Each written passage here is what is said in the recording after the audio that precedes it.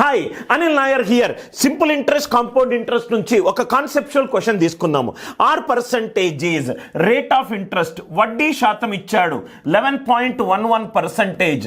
దీని ఫ్రాక్షన్లో చేస్తే 1/9 వస్తుంది. ఎప్పుడు గుర్తుపెట్టుకోండి, వడ్డీ శాతం అనేది నేను తీసుకునే అప్పు మీద ఉంటుంది. అంటే 9 రూపాయలు ఒక మనిషి దగ్గర అప్పు తీసుకుంటే సంవత్సరం తర్వాత ₹1 ఎక్స్ట్రా ఇవ్వాలి. కానీ క్వశ్చన్లకు ఎన్ని సంవత్సరాలు అన్నాడు? 2 సంవత్సరాలు అన్నాడు. మొదటి సంవత్సరం 9 రూపాయలు తీసుకుంటే సంవత్సరం తర్వాత ₹10 ఇవ్వాలి. రెండో సంవత్సరం 9 రూపాయలు తీసుకుంటే రెండో సంవత్సరం తర్వాత 10 ఇవ్వాలి. 9 9 81 100. 10 × 10 100. ఈ మధ్య తేడా అయినా 19. కానీ క్వశ్చన్లో 2 సంవత్సరాల తేడా ఎంత అన్నాడు? 95. అంటే ఇంటూ 5. ప్రిన్సిపల్ ఎంత అవుతుంది? 81 × 5 105. అమౌంట్ ఎంత అవుతుంది? 100 × 5 500. చాలా ఈజీగా క్వశ్చన్ని సాల్వ్ చేయొచ్చు వడ్డీ శాతాన్ని ఫ్రాక్షన్స్గా మార్చుకుంటే.